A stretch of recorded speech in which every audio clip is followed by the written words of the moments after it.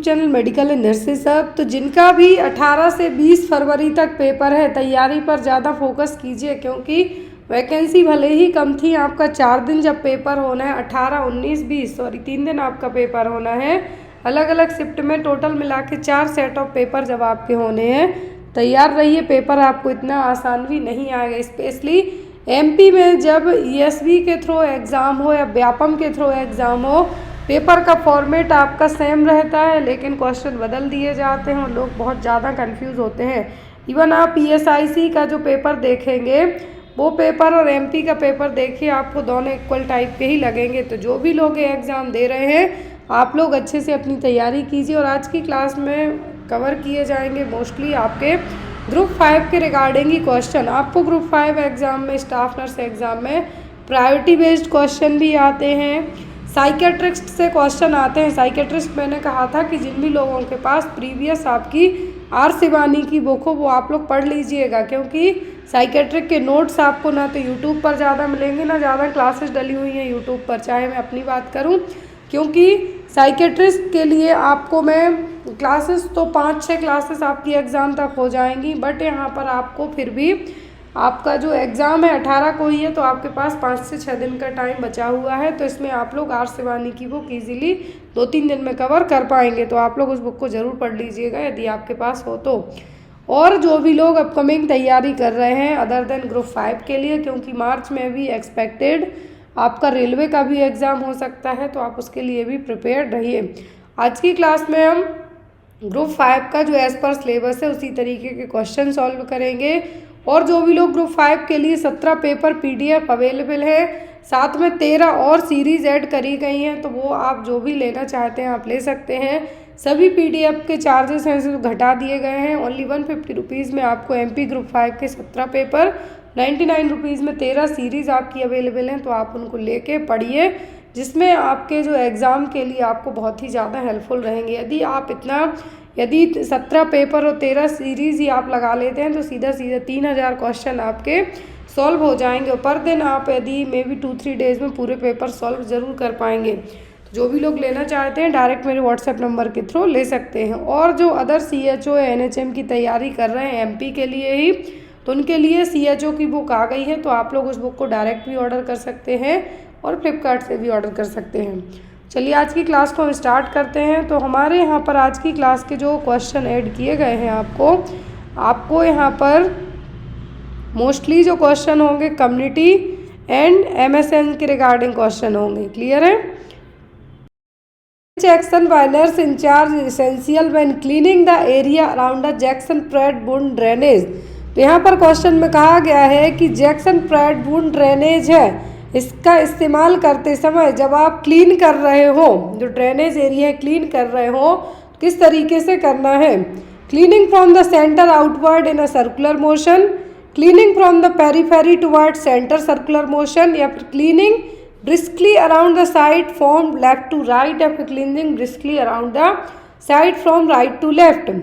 तो Jackson Pratt wound drainage का इस्तेमाल किया जाता है जब कोई सर्जरी की जाए या फिर कुछ वुंड हीलिंग करने के टाइम पर है जो क्या हो, ज़्यादा ड्रेनेज हो रहा है। मोस्टली सर्जरीज में ही इस्तेमाल किया जाता है कि सर्जरी के बाद, चाहे वो पेरिटोनियल सर्जरी हो या फिर लंग्स में फ्लूइड भर रहा हो, तो फ्लूइड निकालने के लिए जो एक जैक्सन प्रेड एक तरीके की एज अ डिवाइस तरीके की होगी, वो यूज़ की जाती है। तो जब आप क्लीनिंग करते हैं जैक्सन प्रेड वुंड ड्रेनेज के टाइम पर, तो क्लीनिंग आपको किस तरीके से करनी है। तो हमेशा क्लीनिंग आपको centre outward in a circular motion, centre से स्टार्ट करनी है बाहर की तरफ। जैसे आपने पढ़ा होगा आँखों में कि जब आप आँखें क्लीन करने के लिए इस्तेमाल करेंगे तो inner to outer canthus, outer to inner आएंगे, तो जो बाहर की तरफ जो हमेशा चारों तरफ हमारे बैक्टीरिया वायरस उड़ते रहते हैं, तो वही चीज़ है जब आप बाहर से अंदर की तरफ करेंगे कि जो वुंड है जहाँ पर जैक्सन प्रेड ड्रेनेज को स्टिच किया गया है, वहाँ पर इन्फेक्शन आने के चांसेस रहेंगे। तो हमेशा जहाँ पर अटैच्ड है, मतलब सेंटर से आपको क्या करना है, बाहर की तरफ, और सर्कुलर मोशन में क्या करना है, आपको यहाँ पर इसको क्लीन करना होगा। इस तरीके से देखिए जैक्सन प्रेड डिवाइस इस तरीके से होगी, बैंडेज के थ्रू इसको अटैच कर दिया जाएगा, एक ट्यूबिंग होगी, और जो यहाँ पर आपको एक पाउच शेप दिख रहा है इसी को क्या कहा जाता है, जैक्सन प्रेट ड्रेनेज। और इसका इस्तेमाल किया जाता है जब कोई लंबे टाइम तक कुछ फ्लूइड वगैरह लीक हो रहे हो, जब जो फ्लूइड किसी भी एरिया में फ्लूइड बनता है और उसको बाहर निकाल देंगे, कि जैसे आप कहते हैं कि जब आपको घाव हो जाए तो जल्दी सूखने के लिए आपको एंटीबायोटिक वगैरह दिए जाते हैं कि वहाँ से फ्लूइड वगैरह, लेकिन जब कुछ इंटरनल, कुछ एब्डोमिनल पेरिटोनियल फ्लूइड वगैरह हो तो कंटामिनेशन को रोकने के लिए यहाँ पर वो फ्लूइड है जो ज़्यादा बन रहा है, उसको एक्सेस हो रहा है, उसको बाहर निकाला जाएगा, ताकि यहाँ पर जो ड्रेनेज हो रहा है, जो भी अमाउंट ड्रेनेज हो रहा है वो बाहर आएगा। अब यहाँ पे क्लीनिंग की बात की गई है, तो ये देखिए यहाँ पर क्लीनिंग कैसे करनी है। सेंटर से बाहर की तरफ सर्कुलर मोशन में क्लॉकवाइज करना है, एंटी क्लॉकवाइज नहीं करना है, सर्कुलर मोशन में करना है। आउटरवर्ड मतलब सेंटर से बाहर की तरफ करना है। तो ये क्या है, यहाँ पर एक करेक्ट मेथड है, उसके कारण इन्फेक्शन भी नहीं होगा। यदि आप बाहर से अंदर की तरफ करते हैं तो जो भी इन्फेक्शन है वो क्या जाएगा, जो जिस एरिया में जो सर्जिकल कट लगाया गया या फिर जहाँ पर इंसर्ट किया गया है तो वहाँ पर क्या होगा, आपको इन्फेक्शन होने के चांसेस रहेंगे। क्लियर है। या पूछें जैक्सन प्रेट, तो जैक्सन प्रेट का इस्तेमाल किया जाता है कि जो भी फ्लूइड एक्सेस है उसको ड्रेन करने के लिए। अगले क्वेश्चन में है 2 year old child is placed in Brain traction for treatment of fractured femur. The nurse develop a plan care for the child. Which of the following is not component of the plan? तो आपने traction device सुनी होगी, traction hospital में देखे होंगे कि एक support के लिए यदि कुछ बोन वगैरह इस तरीके से टूट जाती है कि उसमें सपोर्ट की ज़रूरत पड़ती है, तो जो आपने प्लास्टर ऑफ पेरिस लगाया है उसके बाद भी ट्रैक्शन बांधा जाता है सपोर्ट के लिए। तो यहाँ पर 2 साल के बच्चे को यदि फीमर में फ्रैक्चर हुआ है, क्या है, फ्रैक्चर हुआ है फीमर बोन में, तो यहाँ पर उसके लिए ब्रेन ट्रैक्शन यूज़ किया जाना है। तो सही यहाँ पर कंपोनेंट कौन सा नहीं होगा, which of the following is not component of the plan. Option में देखिए कहा गया है place the child in supine position, place the child supine with legs flexed less than 90 degrees, या फिर ensure that sacrum resting on mattress, ensure that the use of foot plate to keep the traction strap away from the child's ankle. तो यहाँ पर आपका क्या कहा गया है कि सही पॉइंट कौन सा नहीं है, जो इसका कंपोनेंट नहीं है। तो यहाँ पर जब भी बच्चे को ट्रैक्शन बांधा जा रहा है आफ्टर द फ्रैक्चर के बाद, तो यहाँ पर ब्रेन ट्रैक्शन दिया जाता है जब भी, मतलब लोअर एरिया को लिफ्ट करने के लिए, क्या करने के लिए, लिफ्ट करने के लिए। तो यहाँ पर क्या है, बच्चे को सुपाइन पोजीशन में रखा जाएगा, बच्चे को सुपाइन पोजीशन में रखा जाएगा, लेग फ्लेक्स नहीं किए जाएंगे। यहाँ पर जो कहा है आपको सेकंड ऑप्शन में place the child supine with leg flexed नहीं होगा, एक्सटेंडेड होंगे, ऊपर की तरफ होंगे। Ensure that sacrum resting on mattress, तो ये भी करेक्ट है कि सैक्रम एरिया है वो क्या है, मैट्रेस पे सही तरीके से रेस्ट में हो, प्रॉपर हो। Ensure that the use of foot plate to keep the traction strap away from the child's ankle, तो जो फुट प्लेट यूज़ की गई है ट्रैक्शन के लिए, तो यहाँ पर वो क्या हो, बच्चे के एंकल से थोड़ा दूर हो। तो ये सब होना है, लेकिन बच्चे के लेग फ्लेक्स नहीं करना है, जो कि 90 डिग्री तक इस तरीके से यहाँ पे रखे जाएंगे। Place the child supine with legs flex less than 90 degree, यहाँ पर आपके बच्चे को लेग सीधा स्ट्रेट नहीं करना है। तो यहाँ पर जो क्या कहा था क्वेश्चन में कि आपका सही not a component of that plan, तो वो यही होगा। यहाँ पर ये देखिए जो ट्रैक्शन यूज़ किया जाता है कि जब भी ट्रैक्शन यूज़ किया जाए बच्चे में या बड़े में, तो जो बटुक से प्रॉपरली मैट्रेस पर हो, मतलब सैक्रम एरिया आपका, और जो नी है, क्या है, नी है जनरली फ्लेक्स्ड रहने हैं, नी फ्लेक्स्ड रखना है, ना कि पूरे फुली लेग्स। क्लियर है। अगला क्वेश्चन है यहाँ पर according to Indian Nursing Council the nurse to patient ratio for OPD is, तो इंडियन नर्सिंग काउंसिल के हिसाब से नर्स पेशेंट के बीच का, नर्स टू पेशेंट रेशियो कितना होना चाहिए। आपने आईसीयू का पढ़ा है, न्यूरोलॉजी का पढ़ा है, सबके पढ़े हैं, पीडियाट्रिक में एसएनसीयू का सबका पढ़ा है, लेकिन एक ओपीडी का आउट पेशेंट डिपार्टमेंट में नर्स पेशेंट रेशियो कितना होना चाहिए, 1/50, 1/100, 1/125 या फिर 1/150। तो जो यहाँ पर रेशियो हम पढ़ते हैं एक्चुअल में वो अभी इंडिया की जो हेल्थ केयर डिलीवरी सिस्टम है उसमें अभी तक है ही नहीं।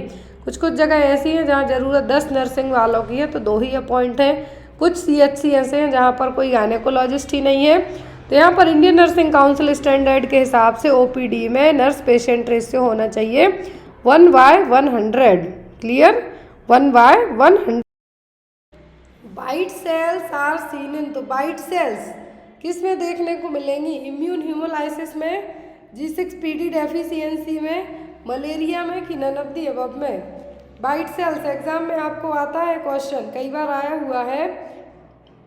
तो वाइट सेल्स देखने को मिलती हैं G6PD डेफिशिएंसी में, ग्लूकोज 6 फॉस्फेट डिहाइड्रोजनेज डेफिशिएंसी में कॉमनली वाइट सेल्स को देखा जाएगा। तो यहाँ पर ये जनरली जो वाइट सेल्स हैं क्या है, वाइट और ब्लिस्टर सेल्स हैं, दोनों तरीके की जो हैंड्स बॉडीज़ का फॉर्मेशन करेंगी और ये दोनों देखने को मिलेंगी जब आपकी बॉडी में G6PD की कमी हो। क्या है?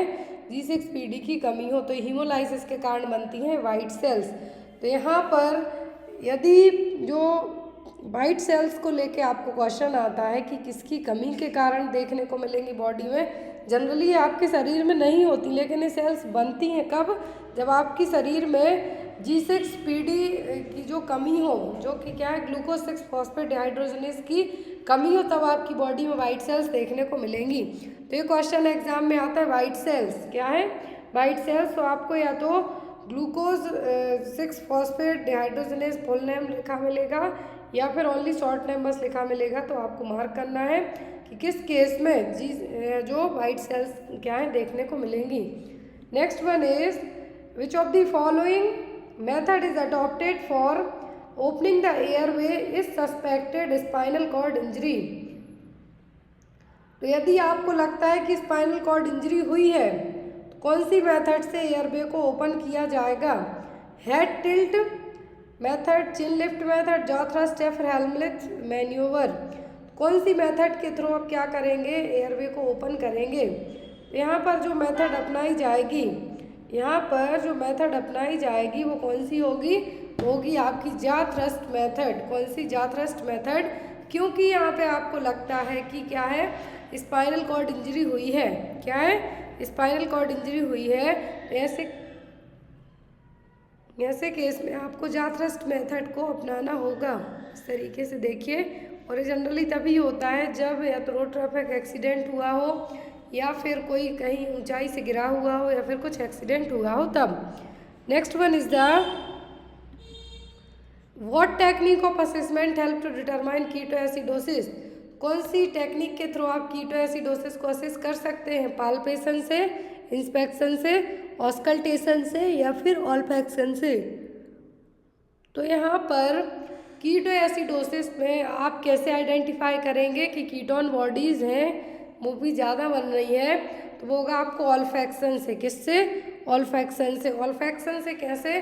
पर्सन जब दूर से सांस लेता है तो आप क्या होगा, स्मेली ब्रीदिंग आएगी, स्मेल आएगी उस सांस लेने से, तो आप अंदाज़ा लगा सकते हैं कि कीटोन बॉडीज़ का प्रोडक्शन ज़्यादा हो गया है। Fruity scented breath and confusion, person में यदि आप कीटोएसिडोसिस चेक कर रहे हैं, फ्रूटी सेंटेड ब्रीदिंग होगी, मतलब स्मेली ब्रीदिंग होगी, ऑर्डर होगा, और कन्फ्यूजिंग स्टेट में पर्सन है जो देखने को मिलेगा। Next one is the 8th cranial nerve affects. तो 8th क्रेनियल नर्व किसको अफेक्ट करेगी? टच को, टेस्ट को, स्मेल को कि इक्विलिब्रियम को? तो जो 8वें नंबर की क्रेनियल नर्व है, क्या है, 8वें नंबर की क्रेनियल नर्व है, ये अफेक्ट करेगी किसके लिए? आपका जो इक्विलिब्रियम, बॉडी का बैलेंस है उसके लिए। तो वेस्टिबो कोक्लियर नर्व 8वें नंबर की क्रेनियल नर्व, वो अफेक्ट करेगी आपके बॉडी बैलेंस को। अब यहाँ पर आपको जो अलग अलग क्रेनियल नर्व हैं, तो आपको जो पूरी 12 पेयर ऑफ क्रेनियल नर्व है उनसे यदि एग्जाम में क्वेश्चन आता है, क्या है, यदि आपको क्रेनियल नर्व से एग्जाम में क्वेश्चन आता है तो आपको पूरी 12 pair of cranial nerve with functions के पता होना चाहिए। यदि आपसे कहते हैं कि टच के लिए, किसके लिए? टच के लिए कौन सी रिस्पॉन्सिबल है, या फिर आपको स्मेल के लिए, तो स्मेल के लिए ऑल्फैक्टरी हो जाएगी। आपके विज़न के लिए पूछें तो आपके विज़न में ऑक्यूलोमोटर हो जाएगी और ट्रोक्लियर हो जाएगी। ट्रोक्लियर और ऑक्यूलोमोटर दोनों आँखों के इधर उधर मूवमेंट में घुमाने में हेल्प करेंगी। फिर आता है आपकी बॉडी के बैलेंस के लिए और सुनने के लिए, तो वह वेस्टिबो कोक्लियर नर्व। कौन सी? वेस्टिबो कोक्लियर नर्व। ऑप्टिक किसके लिए? विज़न के लिए, देखने के लिए। Next one is the which of the following is not included in the symptom of hypoglycaemia. तो हाइपोग्लाइसीमिया वाले मरीज में कौन सा सिम्टम देखने को नहीं मिलेगा? ड्राई लिप्स, सेकीनेस, ब्लड विजन या फिर फ्रूट ब्रीथ ऑर्डर। किस केस में आपको हाइपोग्लाइसीमिया के केस में कौन सा साइन देखने को नहीं मिलेगा सिम्टम? ड्राई लिप्स रहेंगे, सेकीनेस, पर्सन को बहुत ज़्यादा ट्रिमर्स टाइप से भी आएंगे, ब्लड विजन होगा, लेकिन जो पर्सन है उसका जो ब्रीदिंग ऑर्डर है मतलब स्मेल है वो स्मेली ब्रीथ नहीं होगी। तो इसके लिए यहाँ पर क्या आपका आंसर आएगा? वो होगा आपका फ्रूट ब्रीथ ऑर्डर, जो कि नहीं होगा किसमें? हाइपोग्लाइसीमिया में। बाकी ये सब कुछ देखने को मिलेगा। Next and most important question, longest muscles in the human body. तो ह्यूमन बॉडी की सबसे लॉन्गेस्ट मसल कौन सी है? बाइसेप्स, ट्राइसेप्स, सार्टोरियस या फिर क्वाड्रिसेप्स। लॉन्गेस्ट मसल्स है ह्यूमन बॉडी की वो होगी आपकी क्या? Sartorius muscle. कौन सी? सार्टोरियस मसल्स, जो कि कहाँ पे रहेगी? थाई में, थाई में रहेगी, जबकि जो कि सबसे स्ट्रॉन्गेस्ट मसल होगी आपकी बॉडी की, लॉन्गेस्ट मसल होगी बॉडी की कौन सी? Sartorius muscle. Next is the type of joint present between ear ossicle. तो ईयर ऑसिकल सबको पता है, दोनों कान में मिलियस इनकस स्टेपस, जो 3 क्या है? ऑसिकल्स है, मतलब पेयर में कहें हम दोनों कान में रहेंगे 3-3।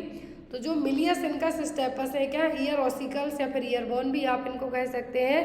तो इनके बीच में जॉइंट होगा, जब तो ये जुड़े हुए रहेंगे एक दूसरे से, तो कौन सा जॉइंट रहेगा? साइनोवियल होगा, फाइब्रस होगा, सेकेंडरी कार्टिलेजियस होगा या फिर प्राइमरी कार्टिलेजियस जॉइंट रहेगा। तो जब जो जॉइंट ईयर ऑसिकल्स के बीच में रहेगा तब आप उसको क्या कहेंगे? Synovial joints. कौन सा जॉइंट्स रहेगा? Synovial joints. तो ईयर बोन जिसको मॉडिटरी ऑसिकल्स कहेंगे, यहाँ पर बोन्स जुड़ी हुई रहेंगी। क्या रहेंगी? जुड़ी हुई रहेंगी। मेलियस हैमर शेप में रहेगी, इनकस है जो एनविल शेप में रहेगी, और स्टेपस जो कि स्ट्रिप शेप में रहेगी। स्टेपस ह्यूमन बॉडी की सबसे छोटी बोन है और इन तीनों के बीच में जॉइंट रहेगा वो कहलाएगा साइनोवियल जॉइंट्स। क्यों? यहाँ पर साइनोवियल फ्लूइड रहेगा जो कि इनके फ्रिक्शन में हेल्प करेगा। Next one is the blind spot of eye is known as. तो आँखों का ब्लाइंड स्पॉट किसको कहा जाएगा? कॉन्स, रॉड, ऑप्टिक डिस्क या फिर प्यूपिल। ब्लाइंड स्पॉट किसको कहा जाएगा? ब्लाइंड स्पॉट कहलाएगा क्या? यहाँ पर आपकी ऑप्टिक डिस्क। क्या है? Optic disc. नेक्स्ट वन है यहाँ पर the process of taking food into the digestive system is. तो जब आप खाना अपने मुंह से डाइजेस्टिव सिस्टम में जाता है आपके, तो पूरी प्रोसेस क्या कहलाती है? एलिमिनेशन, प्रोपल्सन, डाइजेशन या फिर इंजेशन। तो यहाँ पर आप क्या कर रहे हैं? खाने को मुंह से लेते हैं तो ये प्रोसेस स्टार्ट क्या कहलाएगी करना? Ingestion, ingestion of food. तो यहाँ पर आपका आंसर क्या होगा? इंजेशन। नेक्स्ट वन है यहाँ पर आपका Allen test is used for. तो जो एलेन टेस्ट है किसके लिए यूज़ किया जाता है? मीडियन नर्व कंप्रेशन के लिए, अल्नर नर्व कंप्रेशन के लिए, कि इंटीग्रिटी ऑफ पाल्मर आर्च के लिए। तो किसके लिए एलेन टेस्ट है जो यूज़ किया जाता है? तो एलेन टेस्ट परफॉर्म किया जाता है किसके लिए? Integrity of palmar arch. ये देखिए यहाँ पर जो सर्कुलेशन है अल्नर आर्टरी के, यहाँ पर इसको जब थ्रोम्बोसिस होता है तो इस केस में चेक किया जाएगा Allen test. Allen test is used to find out the blood flow in your hand. अब यहाँ पर तो आपके हाथ में आर्च बनती है तो उसको देखने के लिए एलेन टेस्ट है जो क्या होगा? यूज़ किया जाएगा। यहाँ पर ना तो नर्व फंक्शनिंग के लिए ना ही नर्व कंप्रेशन के लिए, दोनों चीज़ें अलग केस में होती हैं। तो यहाँ पर आपका आंसर क्या होगा? Integrity of palmar arch. Next one is carpal tunnel syndrome is due to compression of. तो कार्पल टनल सिंड्रोम देखने को मिलता है जो लोग लॉन्ग टाइम तक कंप्यूटर पे काम करते हैं उनमें। तो ये कार्पल टनल सिंड्रोम किसके कंप्रेशन के कारण होगा? Radial nerve, ulnar nerve, median nerve या फिर अल्नर आर्टरीज। तो जो कार्पल टनल सिंड्रोम होता है देखने को मिलेगा मीडियन नर्व के कंप्रेशन के कारण। मीडियन नर्व को ही म्यूजिशियन नर्व कहा जाता है, मीडियन नर्व को म्यूजिशियन नर्व कहा जाता है। और कार्पल टनल सिंड्रोम में इसमें कंप्रेशन होगा, हाथों में आपको नमनेस रहेगी, टिंगलिंग होगी, वीकनेस होगी। इवन आप भी चाहें, और ये होता है किसको? जो लोग लॉन्ग टाइम तक कंप्यूटर पे या फिर लैपटॉप पे काम करते हैं उनके लिए। तो कार्पल टनल सिंड्रोम क्या है, आपके हाथों में कंप्रेशन, जो मीडियन नर्व उसके कंप्रेशन के कारण ये देखने को मिलेगा। और ये जनरली एग्जाम में क्वेश्चन आपको ये आता है कि जो लोग लॉन्ग टाइम तक कंप्यूटर पर काम करते हैं उनको क्या देखने को मिलेगा, तो उनको होता है carpal tunnel syndrome. Next one is valve of Hasner is present in. तो हैसनर वॉल्व कहाँ पे रहेंगे, नेसोक्राइमल डक्ट में, पैंक्रियाटिक डक्ट में, पैरोटिड ग्लैंड डक्ट में, या फिर ऑल ऑफ दी अबव में। तो वॉल्व ऑफ हैसनर्स रहते हैं कहाँ पे, नेसोक्राइमल डक्ट में। नेसोलैक्राइमल डक्ट कौन सी है, जो आंसुओं का प्रोडक्शन करती है।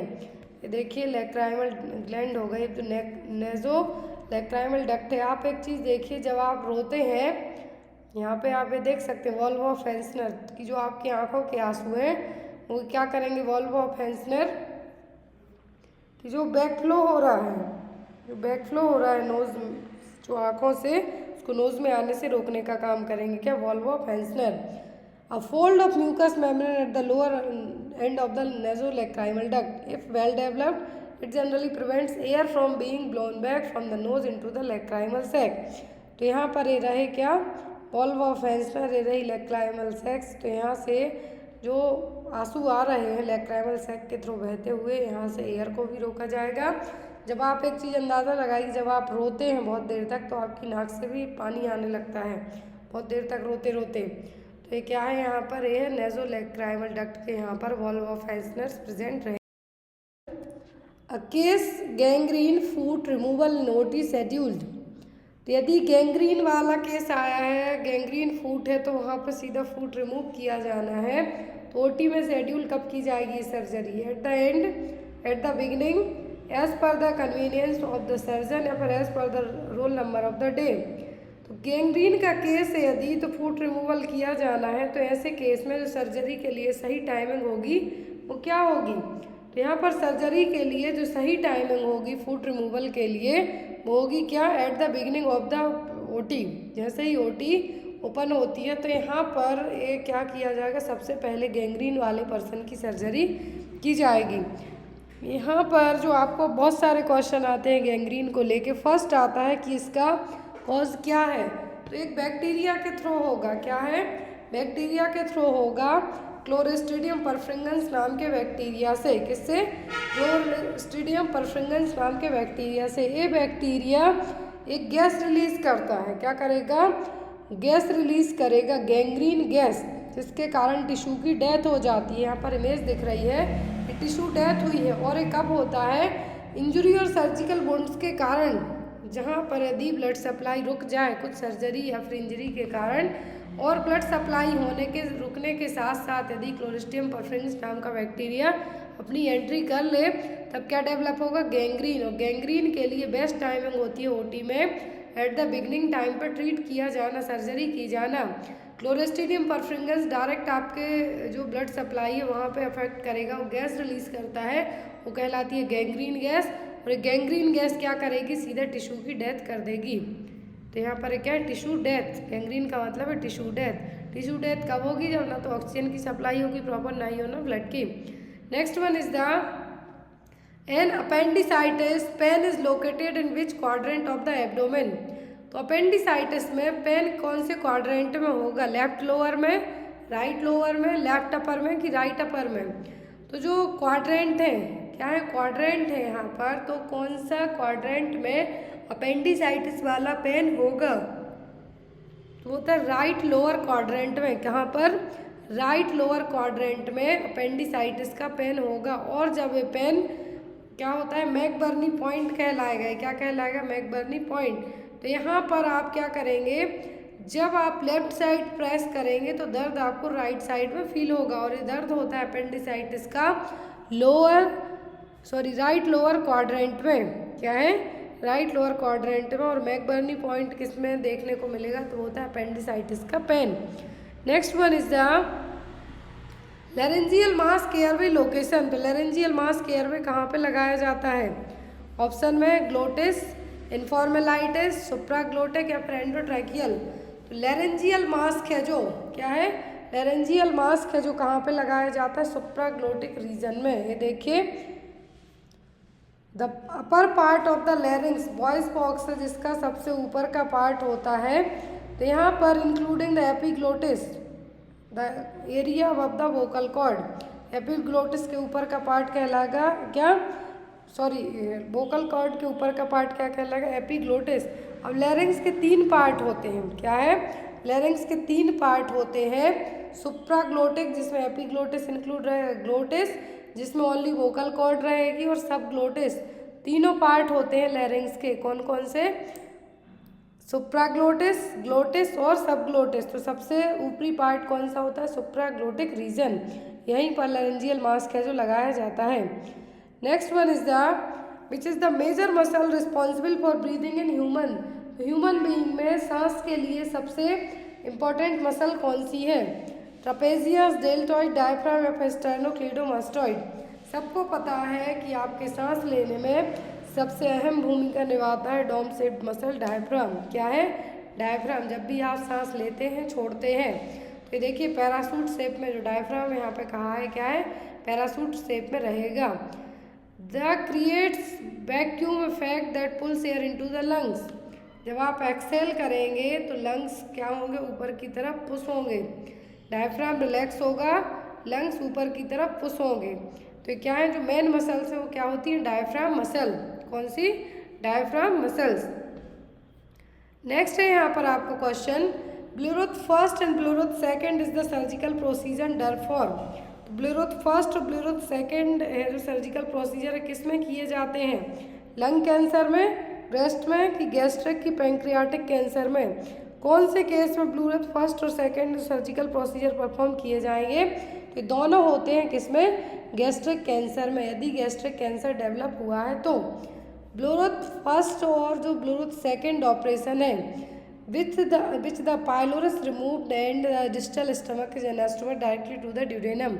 तो यहाँ पर जो दोनों ऑपरेशन है इसमें क्या किया जाएगा, पाइलोरस सेक्शन है जो इसको क्या किया जाएगा ब्लूटूथ फर्स्ट में, जिसको हम पार्शियल गैस्ट्रेक्टोमी के नाम से भी जानते हैं। क्या है, पार्शियल गैस्ट्रेक्टोमी के नाम से भी जानेंगे ब्लूटूथ फर्स्ट को। तो यहाँ पर जो कि पाइलोरिक सेक्शन को रिमूव कर दिया जाता है यहाँ पर, और पाइलोरिक सेक्शन को रिमूव करने के बाद स्टमक को सीधा डायरेक्ट ड्यूडेनम से क्या किया जाएगा, एनास्टोमोट कर दिया जाएगा, मतलब कि जोड़ दिया जाएगा और यहाँ पर स्टिच लगा के जोड़ दिया जाएगा। तो ये प्रोसीजर कहलाता है Bluetooth first and Bluetooth second.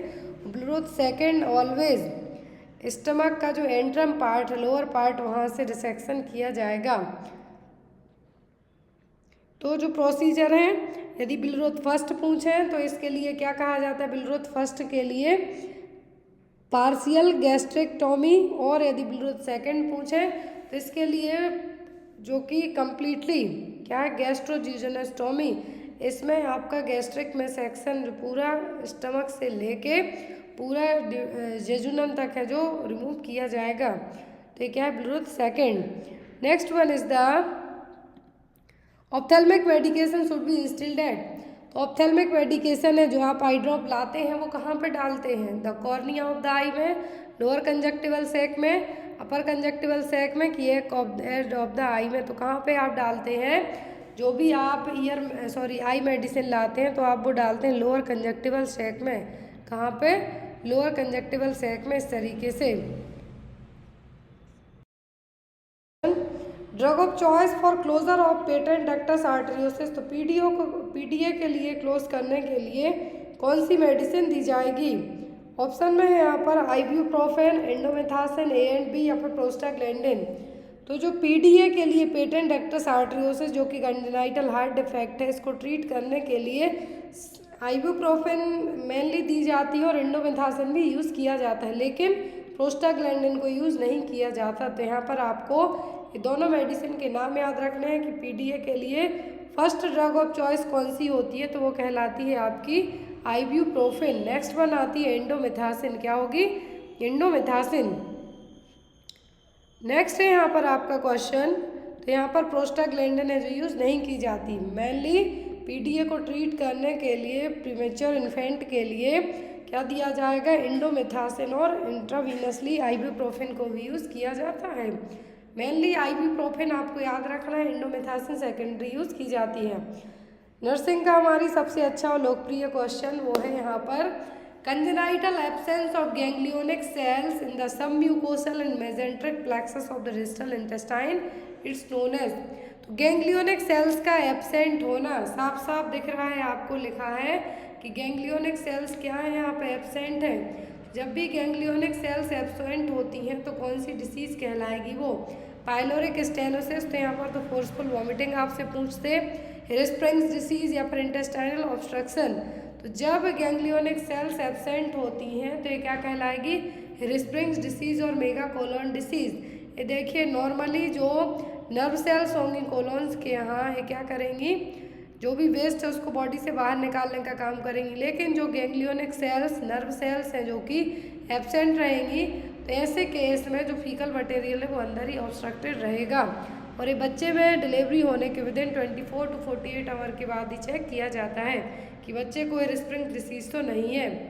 Next one is how much amount of fetal blood flow per minute through the placenta. हर एक मिनट में प्लेसेंटा से फीटल को कितने ब्लड की सप्लाई होती है, कितना फ्लो होगा, 2000 ml, 1000 ml, 500 ml या फिर 400 ml। तो fetal blood flow per minute through the placenta 500 ml, कितना 500 ml फ्लो करेगा प्लेसेंटा ब्लड का, किसके लिए, फीटस के लिए। तो यहाँ पर आपका आंसर क्या होगा, 500 ml। Next one is what possible side effect must be advise to the patient who is receiving iron therapy. यदि कोई बंदा आयरन मेडिकेशन ले रहा है तो उसको कौन से साइड इफेक्ट के लिए आप एडवाइस करेंगे। नहीं तो पर्सन ने मान लीजिए आयरन की टैबलेट थी, उसको डिजीनेस हो गई, डेंजर हो गया सनलाइट से, रिंगिंग साउंड आए ईयर में जिसको हम टिनिटस कहेंगे, कि ब्लैकनिंग ऑफ स्टूल, कौन से साइन के लिए आप पर्सन के लिए कहेंगे कि ये कॉमन साइड इफेक्ट है, इसमें आपको डरने की ज़रूरत नहीं है। तो जब भी पर्सन आयरन की टैबलेट लेता है तो उसका जो स्टूल का कलर है वो कैसा हो जाता है, ब्लैक कलर का हो जाता है। रही आपको पॉसिबल साइड इफेक्ट अपने पर्सन को एडवाइस करना है कि ब्लैकनिंग ऑफ स्टूल, मतलब स्टूल का कलर है जो कैसा होगा, ब्लैक कलर का। तो ये क्या है, कॉमन साइड इफेक्ट है आयरन थेरेपी का। बॉडी में आयरन जाके सबसे ज़्यादा कहाँ पे स्टोर होता है, तो स्मॉल इंटेस्टाइन के ड्यूडेनम पार्ट में। Clear. Next one is clinical sign seen in this image. तो यहाँ पर इस इमेज में कौन सा साइन चेक किया जा रहा है, फोर्थ गिल sign, Castell sign, Carnett sign या फिर ब्रुजिन्स्की साइन। सब साइन आपने पढ़े हुए हैं, अच्छे अच्छे साइन है आपके लिए, एग्जाम में आपको आते हैं। जो साइन है यहाँ पे चेक किया जा रहा है, कौन सा साइन है, ये कहलाएगा आपका कार्नेट साइन। कौन सा, कार्नेट साइन है। आपको इमेज बेस्ड क्वेश्चन OSSC में आ सकता है, नॉरसेट में आ सकता है, SGPGI में आ सकता है। तो यहाँ पर जो इमेज दिख रही है, यहाँ पर एग्जामिनर क्या कर रहा है, कार्नेट साइन असिस्ट कर रहा है, और ये देखने को मिलेगी एक्यूट एब्डोमिनल पेन में, किसमें, एक्यूट एब्डोमिनल पेन में कार्नेट साइन देखने को मिलेगा। फोथरगिल साइन है जो कि यहाँ पर रेक्टस स्टीथ हेमेटोमा में देखने को मिलेगा। मतलब यहाँ पर फोर्थगिल sign is a medical sign if a mass in the abdominal wall does not cross midline and does not change with flexion of the rectus muscle। तो जब यहाँ पर एब्डोमिनल वॉल है, यदि कुछ मास होता है एब्डोमिनल वॉल के यहाँ पर, ना तो वो मिडिल को क्रॉस करता है, ना ही रेक्टस मसल्स के फ्लेक्शन के कारण उसमें कुछ चेंजेस होते हैं, तो ये क्या कहलाएगा, फोथरगिल साइन, और ये रेक्टस हेमेटोमा में देखने को मिलेगा। कैसल साइन स्प्लीनोमेगाली में देखने को मिलेगा। क्या है, कैस्टल साइंस भी जिसको हम कह सकते हैं, स्प्लीनोमेगाली में देखने को मिलेगा। यहाँ पर जो परकसन ट्रव्यूड स्पेस के यहाँ पे, या फिर आप इसको सिंपली याद रखें कि जो कैस्टल साइन है एक इसका साइन है क्लासिस करने के लिए, स्प्लीनोमेगाली के लिए। Next one is which of these is administered directly in the form of ear drop to patient of otitis media। Otitis media क्या है, मिडिल ईयर इन्फेक्शन है, और ओटाइटिस मीडिया के पर्सन में आप इसको किस फॉर्म में, जो कौन सी मेडिसिन है, इसको डायरेक्ट आप इंस्टिल कर सकते हैं कान में, आइबुप्रोफेन, ओपियम, पैरासीटामोल की बेंजोकेन। जो सॉल्यूशन यहाँ पे direct otitis media middle ear infection में रहेगा, उसमें आप यहाँ पे बेंजोकेन, क्या है, बेंजोकेन डायरेक्टली एडमिनिस्टर कर सकते हैं। और जो बेंजोकेन है यहाँ पर एज एन एनेस्थेटिक के तौर पे काम करेगा। नेक्स्ट वन इज ट्रिस्मस और लॉग्स और risus sardonicus and opisthotonus are the features. अब ये आपको सब पता है कि जिसमें मरीज की बॉडी पूरी कर्व शेप में चली जाती है, वही ट्रिस्मस, राइसस, सार्डोकेनेस एंड ऑप्थिस्टोटोनस, ये सभी क्लासिकल साइन है किसके? ये हैं टिटनस के। टिटनस होता कब है? कैल्शियम की कमी के कारण। तो यहाँ पर जो आपका सही आंसर होगा, यहाँ पर आपका जो करेक्ट आंसर होगा वो क्या होगा? वो होगा टिटनस। पर Bitot spot is the characteristics features of which deficiency. Bitot spot ये कौन से विटामिन की या फिर मिनरल की कमी के कारण होंगे? कैल्शियम की, विटामिन डी की, विटामिन ए की या फिर विटामिन सी की? तो बाइटॉट स्पॉट देखने को मिलेंगे आपको विटामिन ए की कमी के कारण। इस तरीके से यहाँ पर जो आँख आपको दिख रही है, जो स्पॉटिंग देखने को मिल रही है, केरेटिन जो कि ह्यूमन की जो कंजक्टिवा है वहाँ पर केरेटिन क्या होना स्टार्ट हो जाएगा? वहाँ पर केरेटिन का जो फॉर्मुलेशन है या फिर बिल्डअप है जो होना स्टार्ट हो जाएगा। तो ये क्या कहलाएगा? बाइटॉट स्पॉट, जो कि यहाँ पर ओवल हो सकता है, ट्रायंगुलर हो सकता है, रेगुलर इन शेप में जो है हो सकता है। जो इमेज आप देख रहे हैं यहाँ पर स्पॉट आप देख रहे हैं नीचे की तरफ आपको दिख रहा है। तो जो बाइटॉट स्पॉट है इसमें क्या होगा? केरेटिन बिल्डअप होना स्टार्ट होगा। कहाँ पर? कंजक्टिवा में, ह्यूमन आइज की कंजक्टिवा में केरेटिन बनना स्टार्ट होगा, जो कि या तो ओवल शेप में हो सकता है, ट्रायंगुलर शेप में हो सकता है या फिर किसी भी शेप में हो सकता है, जो कि साइन है विटामिन ए की कमी का, जिससे कॉर्निया है जो कैसी रहेगी? ड्राई रहेगी, ड्राइनेस देखने को मिलेगी। और एक और क्वेश्चन आपको एग्जाम में आता है आँखों को लेके कि जब आँखों की क्लीनिंग की जाती है, आइस क्लीनिंग की जाती है, तो कैसे की जाती है? Inner to outer canthus. आपको याद रखना है जब भी आइस क्लीनिंग पूछी जाए तो inner to outer canthus. Next है यहाँ पर Alma Ata conference on health was held in. तो अल्मा अटा कॉन्फ्रेंस है जो कब हुई थी? 12 सितंबर 1978 को, 14 सितंबर 1968 को, 14 सितंबर 1978 को या फिर अनब्दी अबब। तो जो अल्मा अटा कॉन्फ्रेंस हुई थी ये हुई थी 12 सितंबर 1978 को। कहाँ पर हुई थी ये? तो ये जो प्राइमरी हेल्थ केयर के लिए इस कॉन्फ्रेंस में जो प्राइमरी हेल्थ केयर है पीएचसी है, इसको भी डिसाइड किया गया था 12 सितंबर 1978 को। पहले कजाकिस्तान था, सोवियत सोशलिस्ट रिपब्लिक का जो यहाँ पर कंट्री है कजाकिस्तान, वहाँ पर इसकी क्या हुई थी? बैठक हुई थी। फिर इसी में हेल्थ फॉर ऑल है जो इसी बैठक के थ्रू है जो हेल्थ फॉर ऑल 1978 में लिया गया था। नेक्स्ट वन है यहाँ पर which of the following is not a content of drug kit A provided eight sub centre. तो सब सेंटर में किट ए और किट बी प्रोवाइड करवाई जाती हैं। तो कौन सा कंटेंट है जो सब सेंटर में किट ए प्रोवाइड करवाई जाती है? वो उसका नहीं है। Oral rehydration salt, tablet paracetamol और PCM, tablet cotrimoxazole and last one is the vitamin D. तो किट ए और किट बी दोनों कहाँ पर प्रोवाइड की जाती है? सब सेंटर में। अब सब सेंटर में जो किट होती है किट ए, उसमें जो नहीं होगा वो होगा टैबलेट पैरासीटामोल, क्योंकि जो टैबलेट पैरासीटामोल है सब सेंटर की किट बी में रहेंगी। आपने पढ़ा है कि किट ए किट बी सब सेंटर में जो किट मिलेंगी, किट ए मिलेगी, किट बी मिलेगी। इनका कंटेंट मैंने आपको बोला था, आपको इनका कंटेंट याद रखना है।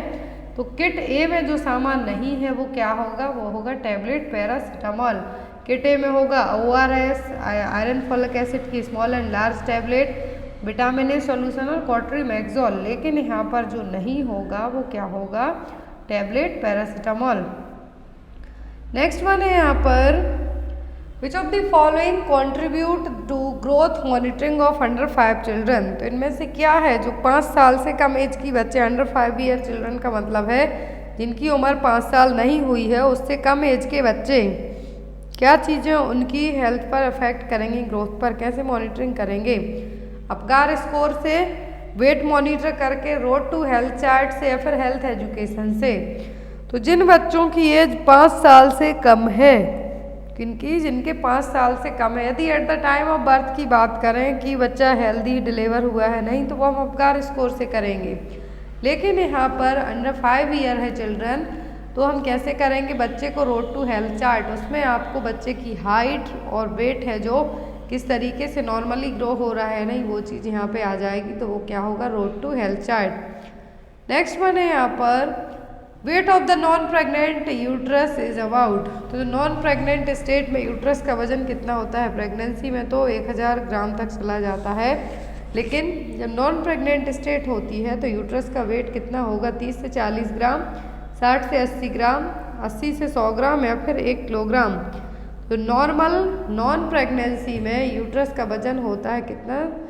नॉर्मली होता है 60 से 80 ग्राम। कितना? 60 to 80 ग्राम। नेक्स्ट वन है यहाँ पर removal of an entire lung is known as. Question exam में आता है कि यदि पूरे लंग्स को ही हमने सर्जरी के थ्रू रिमूव कर दिया, क्या टर्म है जो यूज़ किया जाएगा? बायोलेबेक्टोमी, न्यूमोनेक्टोमी, लोबेक्टोमी या फिर प्लूरेटोमी। तो कौन सा टर्म है जो यूज़ किया जाएगा जिसमें पूरे लंग्स को क्या है? पूरे एंटायर लंग्स को ही रिमूव कर दिया जाएगा, तो वो कहलाएगा न्यूमेक्टोमी। क्या होगा? न्यूमोनेक्टोमी। और न्यूमेक्टोमी एक सर्जिकल प्रोसीजर है जिसमें लंग्स के किसी एक लोब को या फिर पूरे लंग को है जो रिमूव कर दिया जाएगा। यदि एक लोब को रिमूव किया जाता है तो वो होगा लोबेक्टोमी, लेकिन यदि लंग के ज़्यादा पार्ट को, सेगमेंट को रिमूव करेंगे तो वो होगा सेगमेनेक्टोमी। लेकिन पूरे एंटायर लंग की बात हो रही है तो क्या कहलाएगा? न्यूमोनेक्टोमी। नेक्स्ट वन है यहाँ पर the neonate is clean in the diversion of. तो न्यूनेटल बेबी हुआ है, after the delivery newborn baby को हम क्लीन करते हैं, ड्राई करते हैं। तो बेबी की जब हम क्लीनिंग करते हैं किस वे में करेंगे? Side by side, back to front, cephalocaudal या फिर नन ऑफ द अबव। जब हम बेबी की जो क्लीनिंग करते हैं तो किस मैनर में करेंगे? बच्चे को पहले साइड से पोंछेंगे, क्लीन करेंगे, बैक से पहले पीछे क्लीन करेंगे, फिर आगे, या फिर हेड टू टोय। सेफेलो का मतलब हेड टू टोय। तो जो यहाँ पर हम क्लीनिंग करेंगे वो होगी हेड टू टोय। कौन सी? हेड टू टोय क्लीनिंग और सेफेलोकॉर्डल क्लीनिंग है जो करेंगे। नेक्स्ट वन है यहाँ पर फर्टिलाइजेशन टेक्स प्लेस एट। तो फर्टिलाइजेशन कहाँ पर होता है? इंटरस्टिशियल स्पेस में, इनफंडिबुलम में, एम्पुला में या फिर नन ऑफ दीज में। तो फर्टिलाइजेशन कहाँ पर होता है? फैलोपियन ट्यूब के एम्पुला पार्ट में। कहाँ पर? फैलोपियन ट्यूब के एम्पुला पर। After the measurement of oral temperature the thermometer must be clean from. तो यदि आपने ओरल टेम्परेचर चेक किया थर्मामीटर से, तो ओरल टेम्परेचर चेक करने के बाद आप थर्मामीटर को किस तरीके से क्लीन करेंगे? फ्रंट से, फ्रंट टू बैक से, from stem to bulb of thermometer या फिर नन ऑफ द अबव। तो यदि आपने थर्मामीटर ओरल टेम्परेचर चेक किया है तो आप किस तरीके से क्लीन करेंगे? From stem to bulb. कहाँ से? स्टीम से बल्ब की तरफ। यहाँ पर जो आपको एक इमेज दिख रही है एग्जाम में आई थी इसलिए यहाँ पे ऐड की हुई है।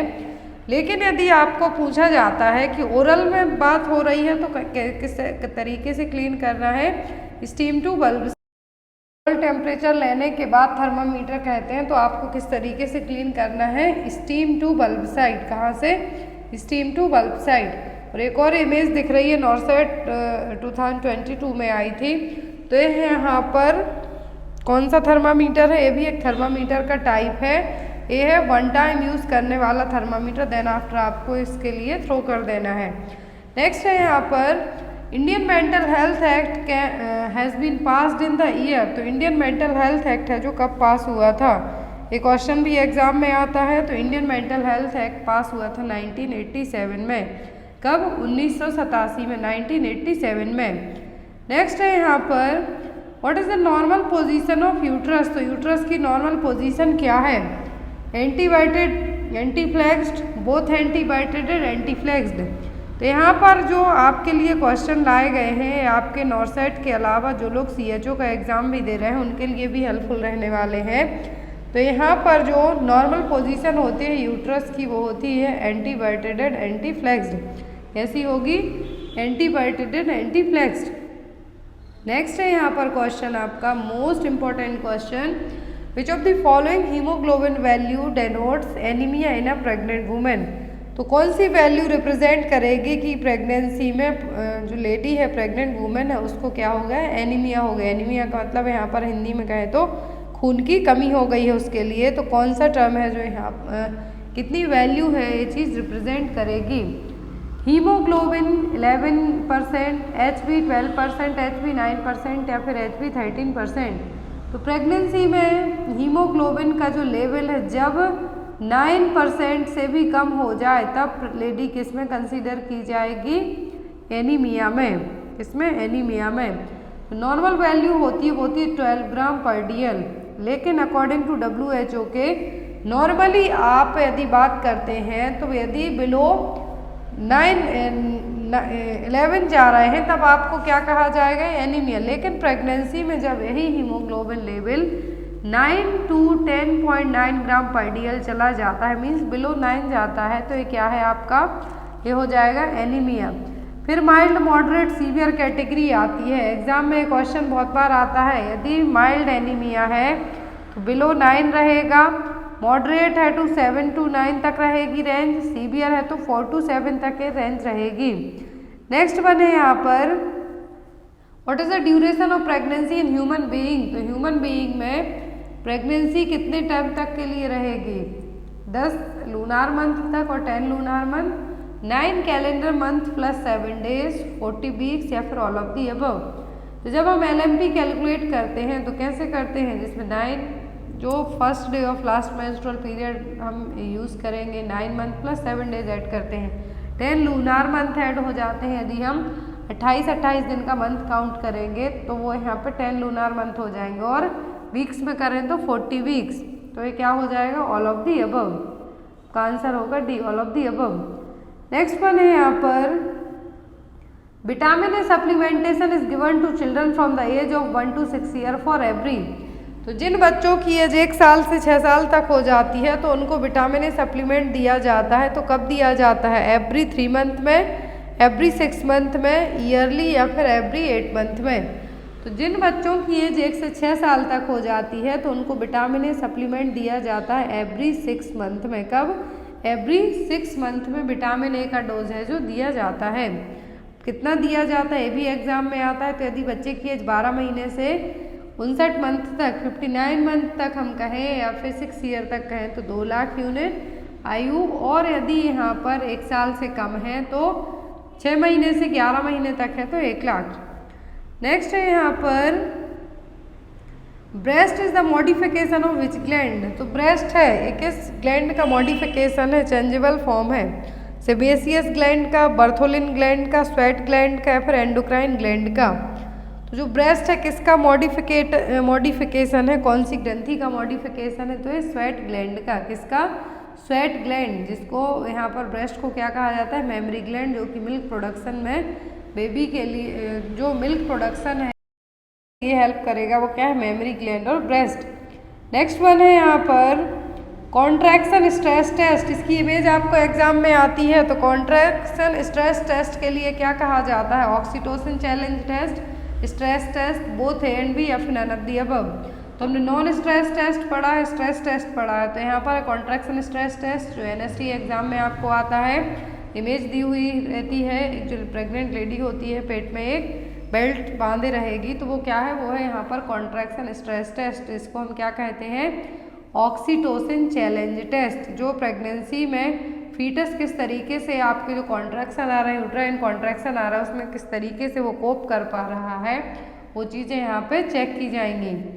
नेक्स्ट है यहाँ पर the process of development of a matured ovum is called. तो मैच्योर ओवम, जो मैच्योर एग है, उसका पूरी प्रोसेस होना डेवलपमेंट की क्या कहलाएगा, ओव्यूलेशन, ऊफोरिया, ऊजेनेसिस या फिर ऊसाइड। तो क्या टर्म है जो यूज़ किया जाएगा, जो टर्म यूज़ होगा वो क्या कहलाएगा, ओव्यूलेशन। नेक्स्ट वन है यहाँ पर which of the following stage of labour is called the observational stage. देखिए लेबर की 4 स्टेज होती है, first, second, third, fourth. First stage कहलाती है cervical dilatation stage, second stage कहलाती है बेबी की एक्सपल्सन स्टेज, थर्ड स्टेज होती है placental expulsion stage, third stage में प्लेसेंटा बाहर आएगा, फोर्थ स्टेज होती है ऑब्जर्वेशनरी स्टेज। तो यहाँ पर आपका जो क्वेश्चन है कि ऑब्जर्वेशनरी स्टेज कौन सी है, तो वो fourth stage of labour. Next है यहाँ पर परपीरियम स्टार्ट्स विथ। तो परपीरियम पीरियड कब स्टार्ट होता है, एक्सपल्सन ऑफ द फीटस से एक्सपल्सन ऑफ द प्लेसेंटा से, इनिशिएशन ऑफ ब्रेस्ट फीडिंग से, या फिर ऑनसेट ऑफ लेबर से। जो परपीरियम स्टार्ट होता है वो होता है जब प्लेसेंटा एग का एक्सपल्सन हो जाता है। और नॉर्मल परपीरियम पीरियड का जो ड्यूरेशन होता है वो होता है 6 वीक या फिर 42 डेज। कितना? 6 वीक या फिर 42 days. Next one is the hormone that is injected to pregnant women at the time of delivery. तो डिलीवरी के टाइम पर कौन सा हार्मोन इंजेक्ट किया जाता है? प्रोजेस्टेरोन, ऑक्सीटोसिन, प्रेडनिसोलोन, या फिर नन ऑफ द अबव। तो जो हार्मोन इंजेक्ट किया जाता है eight the time of contraction, delivery के टाइम पर जो यूट्राइन कॉन्ट्रैक्शन आते हैं उनको और ज़्यादा इम्प्रूव करने के लिए जो हार्मोन हम देते हैं वो कौन सा होता है? Oxytocin hormone.